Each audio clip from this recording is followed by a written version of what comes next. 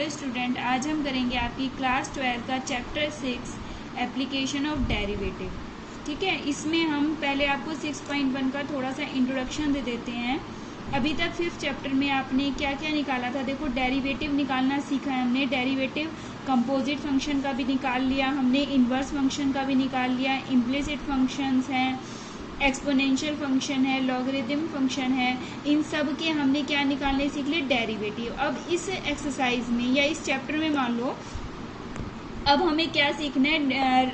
हमें निकालना है, डिटरमाइन करना है rate of change of quantities, यानी कि किसी भी क्वांटिटी में किसी के रेस्पेक्ट में क्या चेंज आता है उसको हमें निकालना है। जैसे इसका फॉर्मूला हमारा, जैसे हम dy/dx निकालते हैं ना, dy/dx निकालते हैं, इसमें क्या होता है?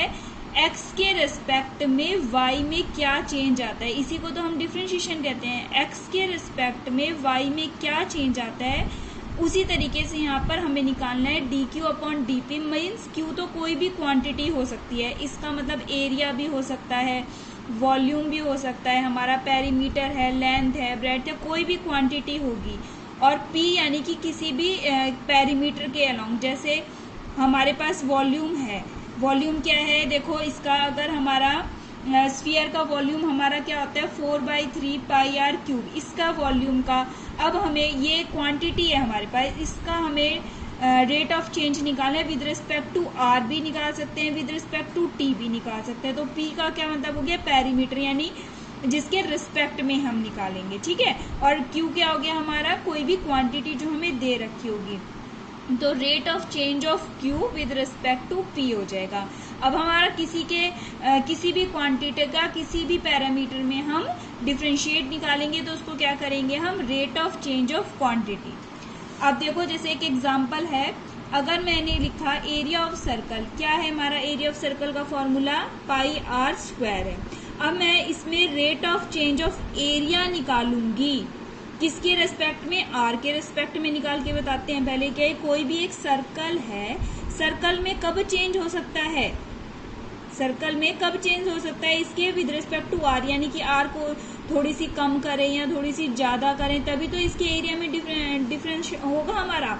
तो इसीलिए हम इसका डेरिवेटिव निकालेंगे। तो एरिया का विद रिस्पेक्ट टू रेडियस में क्या चेंज आया। तो देखो, यहाँ पर हम आर को एज ए कांस्टेंट नहीं मानेंगे। जब हम विद रिस्पेक्ट टू आर करें तो आर क्या है? एक हमारा वेरिएबल है, यानी कोई पेरीमीटर है। तो पाई तो हमारा कांस्टेंट हो गया, आर की पावर 2 है तो 2 हमारा मल्टीप्लाई में आ जाएगा, और आर की पावर 2 - 1 यानी कि 1 हो जाएगा। इसी तरीके से अगर मुझे ये कहता है कि इसका रेट ऑफ एरिया निकालना है, rate of change of area with respect to T निकालना है, तो हम क्या करेंगे? देखो, डीए यानी कि एरिया का change with respect to time, यानी कि टाइम के अकॉर्डिंग dy/dt निकालेंगे। अब यहाँ पे देखो, हमारा जो ये r है, या ये हमें फिर से वेरिएबल ही लेना है, और ये किसके रिस्पेक्ट में करना है? t के रिस्पेक्ट में, यानी कि dy/dt = 2πr, और फिर r का किसके रिस्पेक्ट में कर दिया? t के, यानी dr/dt। यानी कि किसी भी एरिया है, वॉल्यूम है, पेरीमीटर, ये हमें बताया जाएगा कि हमें किसी भी क्वांटिटी का रेट ऑफ चेंज किस में निकालना है। या तो हमें, जैसे एरिया का हमने आर के रिस्पेक्ट में भी निकाल लिया, और एरिया का ही हमने विद रिस्पेक्ट टू टाइम, यानी टाइम के अकॉर्डिंग भी निकाल लिया। ऐसे ही अगर हम पेरीमीटर का निकाल सकते हैं। देखो, ये पेरीमीटर हमारा क्या होता है? सर्क्यूम्फ्रेंस बोल लो, पेरीमीटर ऑफ सर्कल 2πr। तो हमने आर के रिस्पेक्ट में निकालेंगे तो dp/dr क्या हो गया? 2π, और आर का क्या हो जाएगा? 1 हो जाएगा। इसी तरीके से अगर हम dp/dt यानी कि t के रिस्पेक्ट में निकालते हैं तो 2π, और आर का क्या हो जाएगा हमारा? dr/dt हो जाएगा।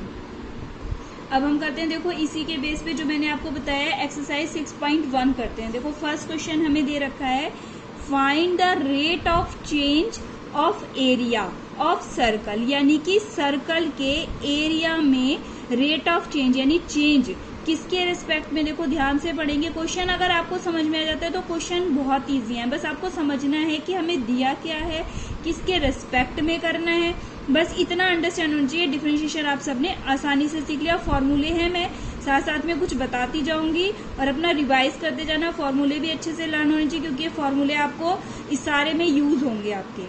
तो विद रिस्पेक्ट टू रेडियस यानी कि आर, देखो rate of change of area of circle with respect to R यानी कि DA अपॉन DR आपको निकालना है।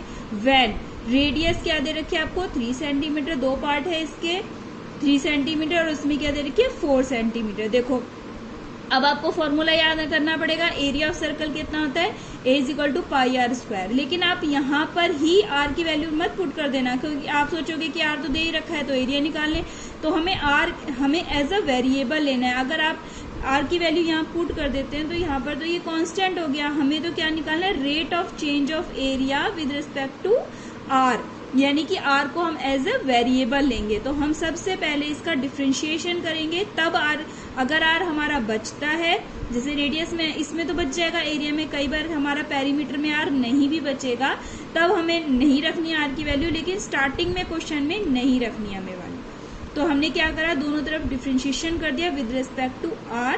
तो DA अपॉन DR क्या हो जाएगा आपका, पाई तो कॉन्स्टेंट ऐसे ही रह गया, R की पावर 2 मल्टीप्लाई में आ गया, R की पावर क्या होगी 1। अब अगर हमारा R बचता है तो जो हमें गिवन है उसकी वैल्यू रखेंगे, तो ये क्या आ गया 2 पाई और R की वैल्यू हमें 3 दे रखी है, तो क्या आ गया हमारा 6 पाई। पाई आपकी इच्छा है, अगर क्वेश्चन में दे रखी है रख सकते हैं, नहीं दे रखी तो एज इट इज पाई को पाई छोड़ देंगे।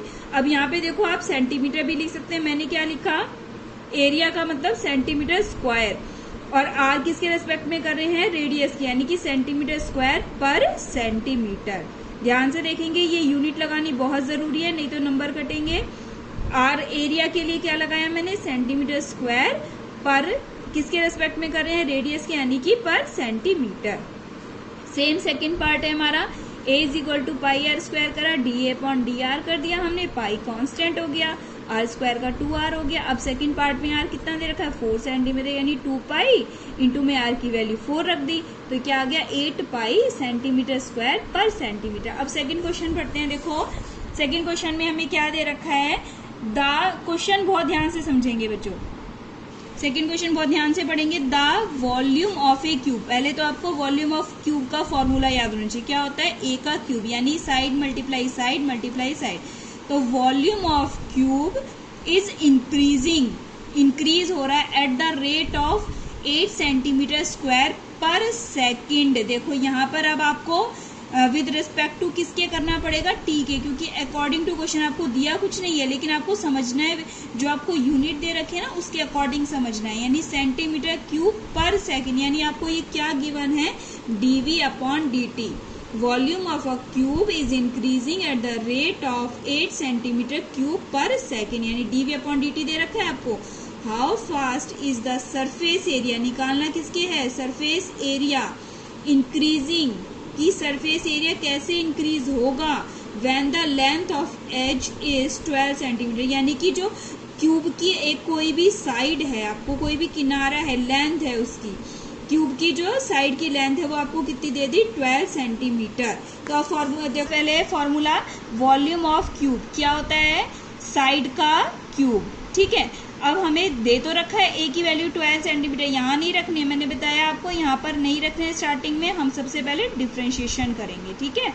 अब हमें और क्या दे रखा है आपको, dV अपॉन dt दे रखा है, देखो ये दे रखा है dV अपॉन dt कितना दे रखा है 8 सेंटीमीटर क्यूब पर सेकेंड, और एज कितनी दे रखी है 12 सेंटीमीटर, ए यानी कि 12 सेंटीमीटर दे रखा है। तो मैंने डिफ्रेंशिएट किया, अब की बार विद रिस्पेक्ट टू ए नहीं करेंगे, किसके करेंगे, with respect to T according to question. तो dV upon dt is equal to, ये देखो पावर 3 है तो ये मल्टीप्लाई में आएगी, a का स्क्वायर इंटू में a का क्या हो जाएगा हमारा dA अपॉन में dt। अब वैल्यू पुट करेंगे जो जो हमें गिवन है, देखो dV अपॉन dt की वैल्यू 8 पुट कर दी, 3 a का स्क्वायर यानी 12 इंटू 12, और dA अपॉन dt हमें नहीं पता तो इसकी वैल्यू हम फाइंड आउट करेंगे। तो dA अपॉन dt 8 अपॉन में 12 थी 36 इंटू 12, इसको सॉल्व करेंगे तो कितना आ जाएगा 1/54। अब देखो मैंने कैसे यूनिट लगाई है, a यानी एज यानी कि सेंटीमीटर, और t यानी कि टाइम अपॉन में सेकंड। तो ये मेरा क्या निकला dA अपॉन dt, लेकिन इन्होंने ये नहीं पूछा मेरे से, क्या पूछा है, rate of change of surface area, ठीक है, सरफेस एरिया। तो इससे तो मैंने इस वॉल्यूम से, मैंने इस फॉर्मूले से सिर्फ कितना फाइंड आउट किया है, dA upon dt find out किया है। अब मैं क्या लगाऊंगी, इसका सरफेस एरिया। तो सरफेस एरिया ऑफ क्यूब, देखो ये फॉर्मूला आ गया फिर से, फॉर्मूले बच्चों बहुत अच्छे से लर्न करने पड़ेंगे, क्योंकि अगर फॉर्मूला ही लर्न किया तो इन क्वेश्चंस का कोई मीनिंग ही नहीं बनेगा। एक तो फॉर्मूला और एक डिफरेंशिएशन आना चाहिए। तो सरफेस एरिया कितना होता है, देखो क्यूब का जो हमारा कर्व सरफेस एरिया होता है वो तो 4a² होता है, लेकिन जहां पर सरफेस एरिया आ जाए तो वो क्या हो जाता है हमारा 6a²। तो dA अपॉन, ये एरिया को मैंने a से ही रिप्रेजेंट किया है, तो dA अपॉन dt कितना हो गया यहाँ पे 6 2 जा 12 a इंटू में dA अपॉन में dt। ठीक है, अब 12 a की वैल्यू 12 और dA अपॉन dt मैंने ऊपर निकाला है 1/54। तो इसको सॉल्व करेंगे तो हमारा आंसर कितना आ गया 8/3। एरिया यानी सेंटीमीटर स्क्वायर, किसके रेस्पेक्ट में किया, विद रेस्पेक्ट टू टाइम यानी कि सेकंड। तो हमें यही तो निकालना था, rate of change of area with respect to time, यानी डी अपॉन डी टी हमारा कितना आ गया answer 8/3 centimetre square per second. अब हमारा थर्ड क्वेश्चन देखो पढ़ेंगे, the radius of a circle is increasing, radius of a circle is increasing uniformly at the rate of 3 centimetre per second. देखो अब की बार आपको बस क्वेश्चन ही ध्यान से समझना है कि क्या दे रखा है कि किसी भी सर्कल के जो रेडियस है वो जो है इंक्रीज हो रही है, किसके रेस्पेक्ट में, टाइम के रेस्पेक्ट में, यानी कि आपको क्या गिवन है डी अपॉन में d T 3 centimetre per second. ठीक है, इसको देखते ही समझ जाना, सेंटीमीटर पर सेकेंड यानी डी अपॉन डी टी दे रखी, डी आर कर लो,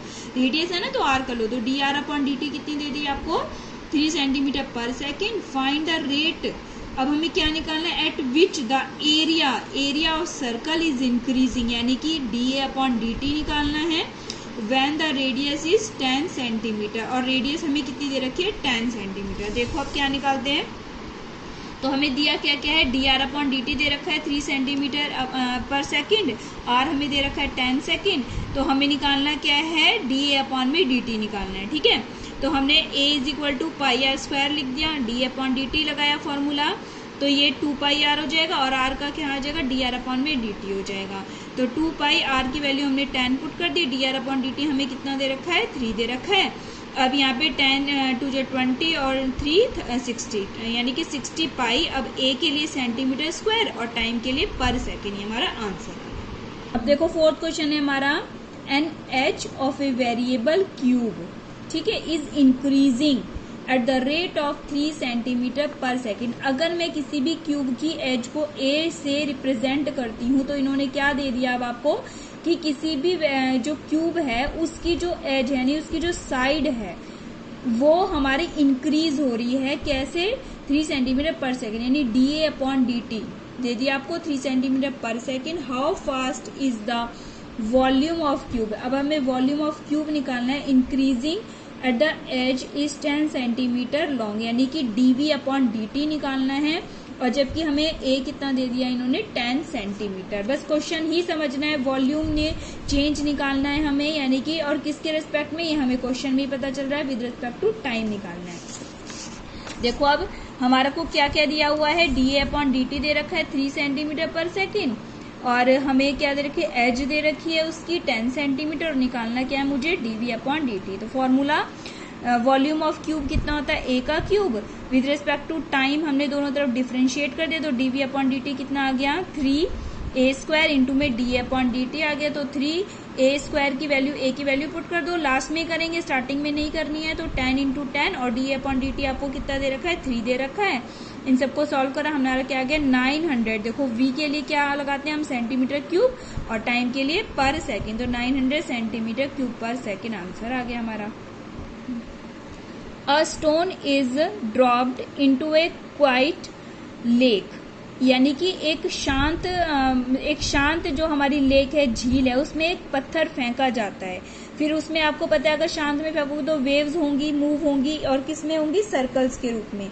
अब ये जो वेव्स हैं ये मूव हो रही हैं कैसे, at the speed of 5 centimetre per second, यानी कि हमारे क्या दे रखा है, अब उसकी रेडियस ही तो चेंज होगी, पहले ये, अब आपने वेव फेंका पत्थर तो ये रेडियस हो गई, फिर आगे हो गई, तो हमें ये क्या दे दिया डी आर अपॉन में डी टी। ठीक है, तो D r upon d t हमें कितना दे दिया 5 सेंटीमीटर पर सेकेंड, सेकेंड है इसलिए D r upon d T हो गया। और at the instant when the radius of circle wave is 8 centimetre, अब आपको रेडियस कितनी दे दी है, वैसे जब शांत था पानी जब उसकी रेडियस कितनी थी 8 centimetre. How fast is the enclosed area, increasing. तो यानी कि हमें एरिया में कितना चेंज आता है वो निकालना है, यानी डी अपॉन में डी टी निकालना है। तो देखो हमारे को D r upon d t कितना दे रखा है 5 सेंटीमीटर पर सेकेंड, रेडियस कितनी दे दी 8 सेंटीमीटर, एरिया कितना होता है हमारा पाई आर स्क्वायर, इसको डिफ्रेंशिएट कर दिया विद रिस्पेक्ट टू टी, तो ये पाई 2r D r upon d T, और 2 पाई आर की वैल्यू हमें कितनी दे रखी है 8 दे रखी है, और D r upon d t कितना दे रखा है 5, तो ये कितना आ गया हमारा 80 पाई सेंटीमीटर स्क्वायर ए के लिए और टाइम के लिए पर सेकेंड, तो ये हमारा आंसर आ गया।